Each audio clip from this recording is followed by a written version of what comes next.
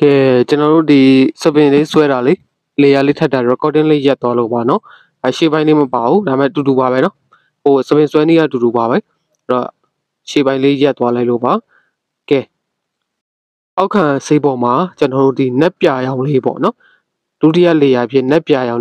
်လေးကဘယ်လိုလဲဆိုတော့ကျွန်တော်တို့အပြာအရင်နော်မိုးပြရောင်မဟုတ်ဘူးနော်အပြာအရင်အဲ့ဒီအရင်ထဲမှာအနက်ရောင်လေးထည့်ထားတာပါနော်ဒီမှာလဲဆေးပြစ်ကြီးသွားလို့မရဘူးနော်ဆေးကြဲကြဲလေးနဲ့သွားမယ်ကျွန်တော်တို့တင်နန်းသားတွေကိုကြည့်ချင်းအဖြစ်ဒါဆေးပြစ်ကြီးတွေသွားနေတာမြင်ရတယ်နော်အဲ့လိုဆေးပြစ်ကြီးတွေမသွားပါနဲ့ခင်ဗျာနော်ဆေးကိုခက်ကြဲကြဲလေးနဲ့ပဲသွားပါကဲနော်ဘယ်လိုဆိုရင်ဒါကျွန်တော်ဆေးချောင်းမှပြန်ပြီးတော့လေယာထပ်တာပါဒီချိန်မှာဆိုရင်ကျွန်တော်တို့ဒီယာရီဥတုအနေငယ်ပူလာပြီးဖြစ်တဲ့အတွက်ဒါဆေးတွေကခဏလေးပေါ့နော်ဆေးဆက်ခွက်ထဲမှာဆိုလဲဆေးတွေက6သွားတယ်ပြီးတော့စာရွက်ကမှလည်းကျွန်တော်တို့တင်တဲ့ခါမှာဒါဆေးရတခါလဲ6သွားတယ်ပေါ့နော်ဘာဖြစ်လို့လဲဆိုစာရွက်ကစုပ်အားကောင်းတာနဲ့ဒီကိုယ့်ရဲ့ဒီ brush တင်လိုက်တာနဲ့ပေါ့နော်ဒီအပူချိန်ကြောင့်လည်းဖြစ်မယ်ပေါ့ဆေးရခဏလေး6သွားတာပေါ့အဲ့ဒါလေးကျွန်တော်ရေလေးနဲ့ပြန်ပြီးတော့ဖြော့ပြီးတော့ဒါလေယာထပ်ပေးရတယ်ပေါ့နော်ဒါဒုတိယအလွှာပေါ့အဲ့တော့မောင်းတဲ့ဘိုင်းလေးတွေနော်ကဲဒီနောက်မှလဲဆိုဒါစပင်စုပြီးတော့သူခြိထားတဲ့ပုံလေးပေါ့နော်အဲ့တော့လဲကျွန်တော်တို့ဒီအလင်းနေရာလေးတွေခြံပြီးတော့ဒါအမောင်ဖြည့်သွားတာပါနှက်ပြန်ရောင်လေးနဲ့ပေါ့နော်အဲ့တော့ဒါကတော့သူ့ရဲ့စပင်ကတော့အနက်ရောင်ပေါ့နော်အနက်ရောင်ဖြစ်နေတဲ့အတွက်ကျွန်တော်ဒီလိုလေးဆင်ကျင်သွားတာဖြစ်ပါတယ်ပုံမှန်မူရင်းစပင်ကတော့အနက်ရောင်ဆိုပေမဲ့ကျွန်တော်တို့အနက်ရောင်အစစ်ကြီးကိုတခါတည်းတိုက်ရိုက်မတုံးဘူးပေါ့နော်ဒီလိုအလင်းမောင်လေးရအောင်ကျွန်တော်ဖြည့်ပေးရမှာဖြစ်ပါတယ်အဲ့တော့ဒီနေရာမှာထည့်နေတဲ့နေရာလေးတွေကိုကျွန်တော်ရေလေးစွတ်ပြီးတော့ပြန်ပြီးတော့ဒီပုတ်ပေးပါတယ် blending လုပ်ပေးပါတယ်နော်အဲ့ဆိုရင်သူကဟိုကွက်တိကွက်ကြမဖြစ်တော့ဘဲနဲ့ဒါညီသွားတယ်ပေါ့နော်အဲ့ဒီညီလေးဖြစ်သွားတယ်ပါတယ်ကဲအဲ့တော့ကျွန်တော်ဆေးလေးအနှဲငယ်6အောင်စောင့်မယ်ပြီးမှကျွန်တော်တို့ဒီအနက်ကလေးရောင်လေးနဲ့ပေါ့နော်အနက်ရောင်လေးနဲ့ပြန်ပြီးတော့လိုက်မှဖြစ်ပါတယ်အဲ့တော့အနက်ရောင်နဲ့လိုက်တဲ့ခါမှာဒါအလုံးဝအကုန်လုံးနဲ့နေတဲ့နေရာရှိတယ်လို့ခါကြဲကြဲလေးအလင်းနဲ့လည်းဖော်ပေးရမယ်ပေါ့နော်တကောင်းလုံးကိုအမိန်သွားချေလိုက်လို့လည်းမရပါဘူးအလင်းနေရာလေးတွေချမ်းမှဖြစ်ပါတယ်ကျွန်တော် brush အသေးဆုံးလေးနဲ့ပေါ့နော်အသေးဆုံးလေးနဲ့ဆွဲမယ်ပေါ့ကျွန်တော်မှတော့အသေးဆုံးကနံပါတ်3ဖြစ်နေတာဖြစ်တဲ့အတွက်နံပါတ်3စိုက်နေပါနော်အဲ့တော့ဒီနေရာမှာဆိုရင်ဒါစပင်ရဲ့ကြာနေတဲ့ဒီ line လေးတွေကိုbrush လေးကိုမဖိဘဲနဲ့ဆွဲရတာပေါ့နော်အမွှေးမြင်ဆွဲပြီးဆိုရင်ဒါကိုယ့်ရဲ့ brush ကိုမဖိဘဲနဲ့ဆွဲရတာပါအမွှေးမြင်မှာဖိလိုက်ပြီးဆိုရင်ဒီ line ကြီးတွေကပေါ့နော်အမြင် line ကြီးတွေကအကြီးကြီးတွေဖြစ်ပြီးတော့ကြည့်လို့မလာတော့ပါဘူးအဲ့ဒါကြောင့်အမြင်လေးတွေကိုဒါမဖိဘဲနဲ့ထိတ်ဖျားလေးနဲ့အတက်နိုင်ဆုံးဖော်ပြီးတော့ဆွဲပါကျွန်တော်ဆွဲတဲ့ချိန်မှာဒါတော်တော်လေးကိုအတက်အောင်ပြီးတော့ဆွဲနေရပါတယ်နော်ဖိမိသွားမှစိုးလို့ပါနော်ဒီနေရာမှာကကျွန်တော်တို့ဟိုရေဆေးမှာကလေအမားခံလို့ရတဲ့နေရာရှိတယ်အမားလုံးဝခံလို့မရတဲ့နေရာတွေရှိတယ်ပေါ့နော်ဟိုမျက်လုံးတွေပါလဲဆိုရင်ကျွန်တော်တို့ဒီအောက်လိုင်းတွေပါကောက်လိုက်တဲ့ချိန်မှာလွဲချော်သွားပြီးပေါ့ခဲနဲ့လွဲချော်တာကိစ္စမရှိပေမဲ့ကျွန်တော်တို့ဒီဆေးနဲ့သွားပြီးလွဲချော်လိုက်ရင်ဒါပြင်လို့မရတော့ဘူးပေါ့နော်ပြင်လို့ပဲပြင်မရတော့တဲ့အနေအထားတွေရှိပါတယ်အဲဆိုတော့ကျွန်တော်တို့အဲ့ဒီဟာကိုသင်ခန်းစာယူရမယ်ပေါ့နော်ဒီတပုံမှာပြတ်သွားတယ်ထားလိုက်တော့နော်ထားလိုက်တော့အဲ့တော့ဟာငါရဲ့ပုံကဘယ်မှာပြတ်သွားတာလဲစပင်မှာလားမျက်လုံးမှာလားနှာခေါင်းမှာလားနော်ဒီ skin တုံးမှာလား background မှာလားတခါလေးတပုံလုံးကောင်းပြီး background ချဲတဲ့ခါကျမှပုံပြတ်သွားတာတွေလည်းရှိတယ်ပေါ့နော်အဲ့တော့ဘယ်မှာကိုယ့်ရဲ့ပုံကအားနည်းချက်ရှိတော့တာလဲစဉ်းစားမယ်ကြည့်မယ်ကိုယ့်ရဲ့ပုံကိုကြည့်ပြီးအဲ့ဒီအားနည်းချက်ကိုကျွန်တော်တို့ကနောက်တစ်ခေါက်လုံးဝသတိထားရမယ်အဲ့ဒီနေရာမှာမှားတင်တော့ပေါ့နော်ဒီနေရာမှာကျွန်တော်တို့ဥပမာစပင်ကြောင့်မျက်နှာပြတ်သွားတယ်ဆိုပါစို့နောက်တစ်ခေါက်ဒီစပင်ကြောင့်မျက်နှာမပြတ်စေရအောင်နော်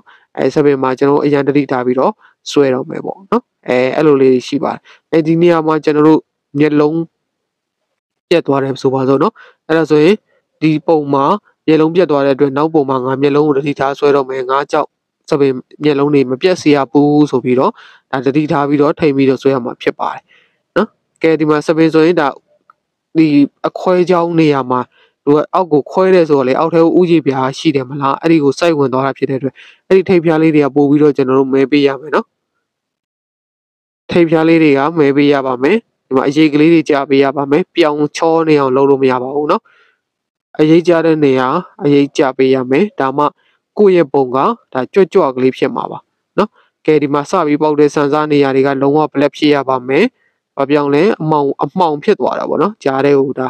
နစ်ဝင်သွားတဲ့တဏ္ဍာနေရာဆိုတော့အခုဟာလေးကတော့ကျွန်တော်အနက်ရောင်နဲ့ထပ်နေတာပါเนาะစပင်လေးကိုပို့ပြီးတော့ကြွလာအောင်လို့ပါ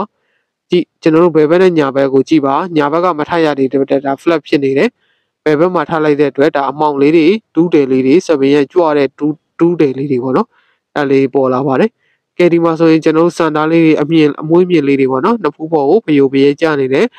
ပုံစံလေးတွေဖြစ်အောင်ကျွန်တော်အမွှေးမြင်လေးတွေကိုဒါ line သေးသေးလေးတွေနဲ့လိုက်ပြီးတော့ဆွဲပေးရတာဖြစ်ပါတယ်နေရွက်ကိုတော့ကျွန်တော်ဒီဒေးမဆွဲတော့ပါဘူးဘာကြောင့်လဲဆိုတော့ဒါသူ့ရဲ့မူရင်းပုံထဲမှာနေရွက်မှာစပင်တွေအုပ်နေတာဖြစ်ပါတယ်เนาะစပင်မွေးလေးတွေအုပ်နေတာဖြစ်တဲ့အတွက်ကျွန်တော်ဒီဒေးဆွဲလိုက်မေးဆိုရင်လည်းသူကနေဘက်ကဖုံးအုပ်သွားမှာပဲဆိုတော့ဟိုပါပေါ့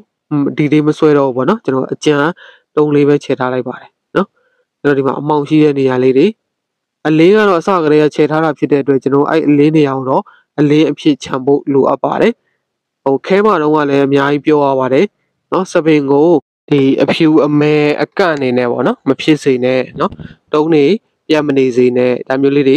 ပြောရတယ်အဲ့ဒီလိုပဲဒီမှာလည်းပြတ်နေလို့မရဘူးเนาะဖြစ်တယ်လို့တော့မစွဲနဲ့ပေါ့နော်တချို့ဟိုဖြစ်တယ်လို့တာဝန်ရလောက်တဲ့လူရှိပါတယ်ကိုယ့်ရဲ့ပုံမဟုတ်တယ်လို့ပဲပေါ့နော်ပုံဆွဲတဲ့ခါကျရင်ဒါပြီးရောဆွဲတဲ့သူတယောက်အနေနဲ့တော့အပုံကကောင်းလာမှာမဟုတ်ဘူးเนาะအဲ့တော့လူပုံကကျွန်တော်ပြောပါမယ်လူပုံကခတ်ပါတယ်เนาะလူပုံကခတ်ပါတယ်အသေးစိတ်တစ်ခုချင်းစီကုန်ခတ်ပါတယ်ခက်တဲ့ပုံကိုကိုကလုံနိုင်သွားပြီဆိုရင်တော့ပြီးလွယ်တဲ့ပုံတွေက easy ဖြစ်သွားပါပြီเนาะအဲ့တော့စူးစမ်းကြည့်ပါပုံပြတ်တာကိစ္စမရှိပါဘူးเนาะမပြတ်တဲ့သူလည်းဘယ်သူမှမရှိပါဘူးကျွန်တော်လည်းပုံတွေအများကြီးကိုပြတ်ထားတာဖြစ်တဲ့အတွက်ဟိုပြတ်တာမပြတ်တာကိုစိတ်ဝင်စားပါဘူးเนาะအဲ့တော့ကျွန်တော်တို့စိတ်ဝင်စားပါနဲ့ပြတ်သွားမှဆိုပြီးတော့မစိုးရိမ်ပါနဲ့ဆွဲပါเนาะပြတ်သွားလဲပြတ်တာမရှိပါဘူးကျွန်တော်ခဏပြတ်ပါတယ်ခဏအချိန်ပါများစွာပုံပြတ်ပူပါတယ်เนาะလူပုံပါလေအခုတော့မှကျွန်တော်ဟိုပြတ်တဲ့အချိန်မှာလေစိတ်နည်းနည်းညစ်သွားသေးတယ်เนาะအဲ့တော့ပုံပြတ်တဲ့အချိန်မှာစိတ်နည်းနည်းလေးညစ်သွားတော့ဘာဖြစ်လဲဆိုအဲ့ဒီဆေးရဘောနော်နှစ်ပေါင်းအသက်ကြီးဆေးရတယောက်ပေါ့လေเนาะသူဆွဲထားတာမှာပုံပြတ်သွားတယ်ဆိုပြီးပြောလာတဲ့အခါမှာကျွန်တော်အယံဝမ်းသာသွားတယ်ပေါ့เนาะဝမ်းသာသွားတယ်ဆိုတော့သူပုံပြတ်လို့ဝမ်းသာတာမဟုတ်ဘူးအော်ဒီဆရာကြီးတော်မှသူပြတ်တာရှိသေးတာပဲသူဝိုင်းဆရာကြီးတော်မှပြတ်တာရှိသေးတာပဲငါတို့ပြတ်တာကိစ္စမရှိဘူးကဲဆက်ဆွဲမယ်ဆိုပြီးမှကျွန်တော်တို့ပြန်ပြီးတော့ဒါထပြီးဆွဲတာပေါ့ဗျာเนาะအဲ့လိုစိတ်သက်တွေမြင့်လာတာပေါ့เนาะအဲ့တော့ကျွန်တော်ကပြောချင်တာကတော့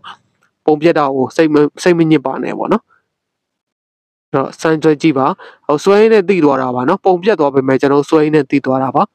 ကဲဒီနေရာမှာဆိုရင်ဒါစပင်ရဲ့နှစ်ပန်းမှာကျလာတဲ့ဒီစပင်ဖျို့ဖျဲအမွှေးလေးတွေပေါ့เนาะအဲ့ဒါလေးတွေကိုဒါအနက်ရောင်ပေါ့เนาะဒီဟာပြတ်ထတာအနက်ရောင်လေးနဲ့ဒါဆွဲပေးပါမယ်ဒီ line လေးတွေပေါ့เนาะဒီနောက်မှာတော့ line ကြီးတွေတော့ကြီးတွေမဖြစ်ရဘူးเนาะ line မြင်းချောင်းကြီးတွေမဖြစ်ပါစေနဲ့တတိထားပြီးတော့ရေးဆွဲပါအဲ့လို line ကြီးတွေကြီးပြီးတော့မတောင့်ကြီးတွေမဖြစ်စေနဲ့ကိုလေးတွေဆွဲเนาะမတောင့်တုတ်ချောင်းကြီးတွေလို့ဆိုရင်ရုပ်ဆိုးစေပါမယ်အဲ့တော့ skin လေးတွေကတော့မျက်နှာလေးကတော့မဆိုးဘူးကျွန်တော်ကြိုက်တယ် level လေးပါလေးပေါ့နော်ကြိုက်တယ်ဒီကျွန်တော်မျက်ခုံးလေးလည်းကြိုက်တယ်နှစ်ဖူးလေးတွေလည်းကြိုက်တယ်စပိန်လေးတွေလည်းကြိုက်တယ်ကိုပုံကိုပေါ့ကျွန်တော်မကြိုက်တဲ့နေရာကဒီမျက်လုံးပေါ့နော်မျက်လုံးကကျွန်တော် outline ကဒါ outline ပြောက်သွားတာဖြစ်တဲ့အတွက်ပေါ့နော်ကျွန်တော်ဟို brush နဲ့သေးလေးကြိုက်ပြီးတော့ဒါကျွန်တော်မှန်းဆွဲလိုက်ရတယ်လို့ဖြစ်သွားတယ်ဗျာနော်အဲ့ဒါကြောင့်နည်းနည်းလေးကျွန်တော်နည်းနည်းလေးပါပဲဒါမတိမတာလေးဒီခဲတလုံးစာလောက်ပေါ့နော်စမ်းချီတဲ့မြေစာလောက်ဒါအောက်ကိုနည်းနည်းလေးကျလာတယ်အဲ့ဒါလေးကိုကျွန်တော်မကြိုက်ဘူးဒါပေမဲ့တပုံလုံးခြုံကြည့်လိုက်မယ်ရုပ်တရက်ကြည့်မယ်ဆိုတော့အဆင်ပြေပါတယ်နော်ကဲစပင်လေးတွေအုပ်လိုက်ပြီးဒါဆိုရင်စောစောတော့နေရွက်ကအုပ်သွားပြီနော်အဲ့တော့မျက်တောင်ထဲမဲ့ခါမှာဒါကျွန်တော်ဒီကောင်လေးနဲ့စမ်းပြီးထည့်ကြည့်မယ်ဒီကောင်ကပါလဲဆိုတော့ဒါမာကာပန်ပေါ့နော်အဲ့ဒီဘောပင်ရဲ့အနက်ရောင်ပုံစံမျိုးလေးပေါ့နော်ကျချို့က CD ပန်လို့လည်းခေါ်တယ် CD တိတ်ခွေတွေပါလေးမှရေးတယ်လေအဲ့လိုလေးရေးလို့ရတယ်ဗျာနော်အဲ့ဒီထိတ်မင်းသေးလေးပေါ့နော်အဲ့ဒါလေးနဲ့ကျွန်တော်မျက်တောင်ငွေလေးကိုထည့်ကြည့်ပါတယ်အဆင်ပြေပါတယ်ခင်ဗျာနော်တချို့ဒီမျက်တောင်ငွေဆိုရင်ဒီ brush နဲ့မဆွဲတတ်ဘူးเนาะ brush နဲ့မရဘူးလို့ပြောတဲ့သူတွေရှိလို့ပေါ့လေเนาะအဲ့တော့ကျွန်တော်အဲ့ဒီမျက်တောင်မွေးလေးကိုဒါနဲ့စမ်းပြီးထည့်ကြည့်တာဟိုရမရပေါ့ရပါတယ်เนาะဟိုသိပ်ပြီးတော့မတိတာပါဘူးเนาะထိထိချာမတိတာပါဘူးကဲဒီမှာမျက်ခုံးလေးတွေကိုတုံးလိုတာလေးကိုပြန်ပြီးတော့ထပ်ပေးမယ်သူကအမွှေးမြင်ပုံစံလေးဆွဲတာပဲเนาะဆေးဖြည့်ထားတာမဟုတ်ဘူးဗျာเนาะဒီမှာအဲ့ဆိုလို့ရှိရင်ဒီမှာစန္ဒာအမြင်လေးတွေဆိုလဲဒီကောင်လေးနဲ့ရတယ်ပေါ့เนาะအမွှေးမြင်လေးတွေလေ ဒီကောင်လေးနဲ့ရတယ်ကျွန်တော်ဒီရဲ့သူ့ရဲ့ပုံကိုပို့ပြီးတော့ကြွလာအောင်ပေါ့နော်ဒါကတော့စပင်ရဲ့ဟိုဘက်ကကြာနေတဲ့ဖေယိုဖရဲကြာနေတဲ့ဒီအမွှင်လေးတွေပေါ့အဲ့တော့ဒီလေဘင်းနဲ့မျက်နှာရဲ့နောက်နားမှာကျွန်တော်အမောင်အစားထိုးပေးပါမယ်အဲ့လိုအမောင်အစားထိုးပေးခြင်းအပြင်ကျွန်တော်တို့ဒီဘာဖြစ်လာလဲဆိုတော့ဟိုပုံလေးကပိုကြွလာတယ်ပေါ့နော်ဒီမှာကျတော့သူအင်ကြီးဒီကျန်းပြတ်အင်ကြီးကလေးပေါ့နော်အဲ့ဒါလေးသူဝတ်ထားတဲ့အတွက်သူအင်ကြီးအဖြူလေးပေါ့နော်အဲ့ဒီအင်ကြီးဖြူလေးတော့ကိုကျွန်တော်တို့ဒီမှာအဖြူဆိုမှအဖြူတိုင်းကြီးခြံလို့ရှိရင်ရုပ်ဆိုးတယ်ပေါ့နော်အဲ့တော့ဒီမှာကျွန်တော်အရေးကလေးတွေအနေငယ်ထည့်ပေးမယ်နော်အရေးကလေးတွေအင်ကြီးမှာလည်းအင်ကြီးအဖြူနေရမှာပေါ့နော်အဖြူအင်ကြီးဖြူတီရှပ်အဖြူအကြောင်းဖြူတွေဝယ်လဲကျွန်တော်ဒီအလင်းမောင်အရေးကလေးတွေကထည့်ပေးရတာပဲစာပြတ်သားအဖြူတိုင်းစစ်စစ်ကြီးခြံလို့မရအောင်နော်အဲ့ဒီထဲမှာအရေးကလေးတွေတွားပြီးတော့ထည့်ပေးရတယ်နော်ကဲဒီမှာအရေးကလေးထည့်ပေးခြင်းအပြင်ဒါပုံလေးကနည်းနည်းလေးကြွကြွလေးပေါ်လာတယ်ပေါ့နော်အဲ့တော့သူ့ကိုပို့ပြီးတော့ကြွခြင်းအောင်ဘယ်လိုလုပ်မလဲဆိုတော့ background ကိုကျွန်တော်တို့အနေအောင်sorry အမောင်ပြောင်ပေါ့နော်အမောင်ရောင်ချဲမယ်အဲ့တော့အမောင်ရောင်ချဲတဲ့အခါမှာဒီမှာကျွန်တော်ဒီအစိမ်းပေါ့နော်သူကတော့ set green လို့ခေါ်တယ်ပေါ့နော်အဲ့ဒီအစိမ်းရောင်နဲ့အမဲရောင်နဲ့ကိုကျွန်တော်ဆက်ပြီးတော့ဖြော်ထားတယ်ဒီကောင်လေးနားမှာကျွန်တော်အမောင်တင်ပေးမှဖြစ်ပါတယ်အဲ့လိုအမောင်တင်လိုက်ခြင်းအပြင်သူ့ရဲ့ပုံလေးကပို့ပြီးတော့ကြွလာပါတယ်တပုံလုံးကိုအမောင်တင်လိုက်မယ်ဆိုရင်လည်း background တစ်ခုလုံးအမောင်ချဲလိုက်မယ်ဆိုလည်းဒါမလှတော့ဘူးဖြစ်ပါလိမ့်မယ်နော်အဲ့တော့ဒီနောက်မှာလိုအပ်တဲ့နေရာလေးတွေကိုပဲကျွန်တော်တို့ဒီမှာအမောင်လေးတွေဒီနားလေးပေါ့နော်လူပုံလေးကိုပေါ်လာအောင်လို့လိုက်ပြီးတော့ဖြည့်ပေးတာပါအဲ့တော့ဒီအဖြူနဲ့ဒီဘက်ဒီနေရာမှာဆိုရင်ကျွန်တော်တို့ရေလေးနဲ့ပေါ့နော်ဒီမှာဖြည့်ပေးရပါမယ်နော်ဒုံးတီအကန့်ကြီးဖြစ်နေလို့မရပါဘူး background ဆိုတော့လေကျွန်တော်တို့ပြည်ပြည်လေးသွားအောင်မှာဖြစ်ပါတယ်ရေလေးနဲ့ပြန်ပြီးတော့ဖြည့်ပေးရတာပါနော်ဒီနောက်မှာရေလေးနဲ့ပြန်ပြီးတော့ဖြည့်ပေးရပါတယ်နော်အကယ်၍ကိုကလိုတယ်ဆိုရင်ဒီမှာဆေးဆက်ကလေးတွေလိုက်ပြီးတော့ချပေးမယ်အောက်ခံဆေးကစိုးနေတာဖြစ်တဲ့အတွက်အပေါ်လေးဆေးဆက်ကလေးလိုက်ပြီးတော့ချပေးတယ်သူကသူအောက်ခံဆေးနဲ့အပေါ်ဆေးနဲ့တခါတည်းပြန့်သွားတာပါနော်ဒီလိုပြန်ပြီးတော့ background ရင်းနေတဲ့နေရာမှာတတိထားဖို့အချက်ရှိပါတယ်အဲ့ဒါလူပုံတွေလို့ကိုယ့်ရဲ့ outline ဆွဲထားတဲ့ဒီပုံတွေပေါ့နော်ရှုခင်းဆိုလဲရှုခင်းပေါ့အဲ့လိုမျိုးနေရာမှာနေကျွန်တော်တို့လုံးဝကိုယ့်ပုံကိုမထိခိုက်အောင်တတိထားပြီးတော့ထိန်းသိမ်းရမှာဖြစ်ပါတယ်နော်ကဲဒါဆိုရင်တော့ကျွန်တော်တို့ပုံလေးကပြီးပါပြီကဲဒီမှာလက်မောင်းမှာစောစောရေလေးအနေငယ်စိုးနေတာဖြစ်တဲ့အတွက်စီးတွေပြန့်ပြီးတော့လက်မောင်းပေါ်ကိုတက်လာတာပါကဲဒီပုံလေးကတော့ final ပုံလေးဖြစ်ပါတယ်ပြီးတော့ပါပြီအဲ့တော့အိမ်စာပုံလေးတင်ထားပေးမယ်လိုက်ပြီးတော့ကြိုးစားကြည့်ပါဒီပုံဆွဲခြင်းလည်းရတယ်တခြားပုံတွေဆွဲမယ်ဆိုလည်းရပါတယ်เนาะလူပုံလေးတော့ဆွဲပြီးပါခတ်တာကိုဆွဲနိုင်တော့ရင်လွယ်တဲ့ຢာတွေအားလုံးကအေးဆေးဖြစ်သွားပါလိမ့်မယ်လိုက်ပြီးကြိုးစားပေးကြပါဦးခင်ဗျာပကြီးပညာရှင်ကြီးတွေဖြစ်ကြပါစေကျေးဇူးပါ